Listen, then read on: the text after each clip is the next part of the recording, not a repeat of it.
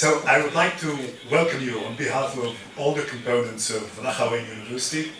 We're extremely happy and proud to have you here. And as Khadija said, there are a number of things that we have in common. And I think you embody the achievement of what we teach our students, in which we train them, and we hope to see them achieve bigger goals. And you are the embodiment of a number of goals that we teach them to aspire to. I'll go through 5 points. The first one is international cooperation. Akhawayn University is born out of international cooperation. It is a Moroccan-Saudi project with American cooperation in academic endeavors. But the financing and the building was a Moroccan-Saudi collaboration, and we had a number of American colleagues that contributed to the architecture of the programs and the degrees. And we today have partnership worldwide with over 100 universities in the 5 continents. And our students, each year, we have about 350 students that go all over the world and spend a semester or a year abroad. And we receive about 250 students every year from all over the world. So we're very happy and proud, and we think that's not just an eye and brain opening experience. It is extremely useful for them, for their future and the next steps in their lives. The second point is Africa. It's part and parcel of what we teach. We encourage our students to not look north and west, but to look south.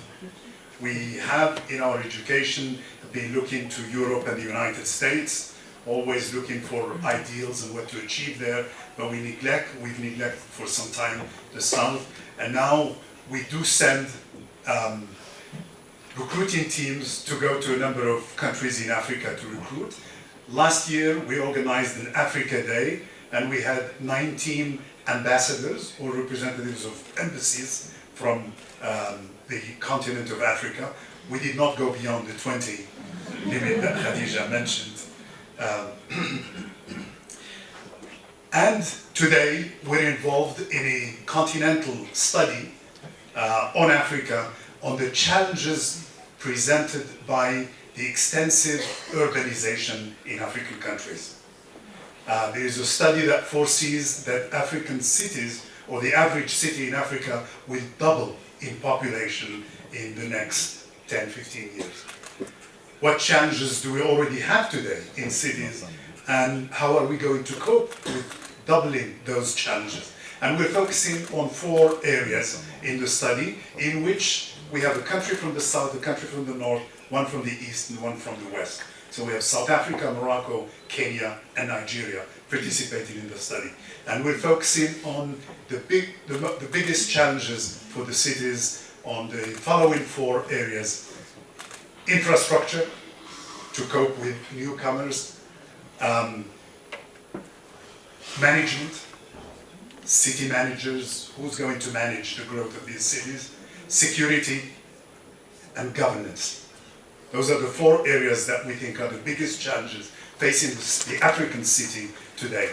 So the study is expected to come out in 2018. We would finish it in 2017.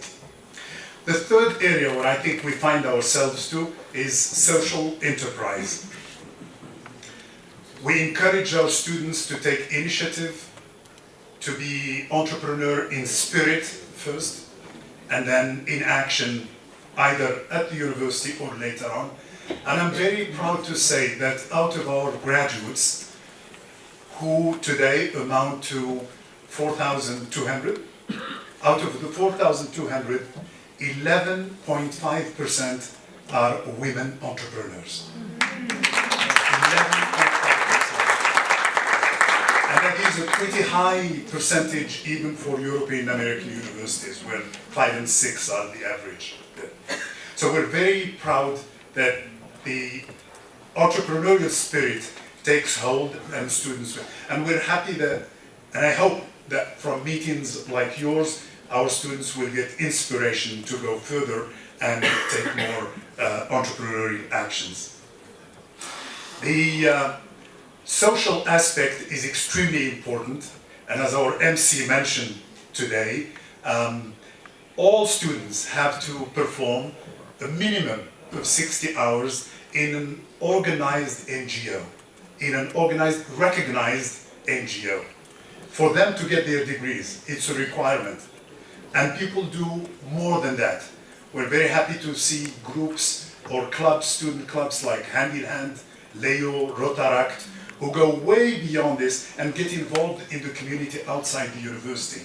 And they have been involved in restoring rural schools, in providing schoolgirls, rural schoolgirls, with school bags and equipment to study, in undertaking Big Brother, Big Sister for the young kids to help them stay in school and succeed, and in organizing for people who can't afford it, something that's very Moroccan. The circumcision is a big event in the families. So they organize for people who can't afford it, and every year we have 400 to 500 kids circumcised at the university with a professional association. And I was talking to the governor of the city, and he says, that's about the number of kids who are at that age anyway. There are about 600 in the province. So it saves the family a lot of cost and a lot of means that they don't have. So we're very proud of the involvement of the students in social engagement, in community service around us. The fourth point is women empowerment. I'm proud to say that for the last 15, 16 years, we've had a center that works and encourages women empowerment in the area, and we were honored to have it launched by the then First Lady, Hillary Clinton. And it bears her name. It's the Hillary Clinton Center for Women Empowerment. And it works, undertakes studies, supports people, women in the area. But in addition to the Hillary Center, we have an ASRO Center, which also was a result of international cooperation through the generous contribution of His Royal Highness Prince Abdulaziz Ibn Fahd and the local authorities in ASRO. We built a center there that focuses on the woman and the child in two areas, health and education. And the education is continuing education. We do give dropout kids a second chance and bring them to a level where they can reintegrate the school. And we've been doing this now for some time. We also give skill training to people who didn't finish school. And so we did, with OFPPT, we worked on with carpenters, plumbers, and a number of them. I think the percentage is 65 to 70% were able to find the jobs. So if you have time and you can afford it, ASRO Center is only within 10 miles from here. Please go ahead and visit it. I think you'll see some concrete work being done. The fifth and last point I thought of is investment. And our job consists of a huge amount of investment, but we invest in the human capital. We invest in the women and men of tomorrow, in the leaders of tomorrow. As a residential campus, our education does not focus on the classroom only. What takes place outside the classroom in parallel is considered by us as important as what takes place in the classroom. And so we do invest in the human, professional, and personal development of our students. I know this event has taken a lot of efforts and a lot of hard work. And anybody who has been involved in similar event, national, but more complex, international, knows how much effort is taken, how much effort is required in order to achieve what's achieved today. So I would like to conclude by expressing deep gratitude and deep congratulations to the organizing committee for all the efforts, for all the hard work, and for all the problems you've solved that we haven't seen. And thank you very much.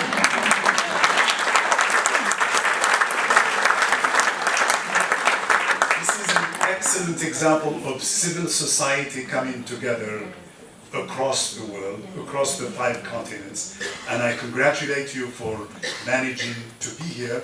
I have no doubt that this is going to be very enriching to all of us, and I wish you a very pleasant stay in Ifrane, in the Atlas Mountains,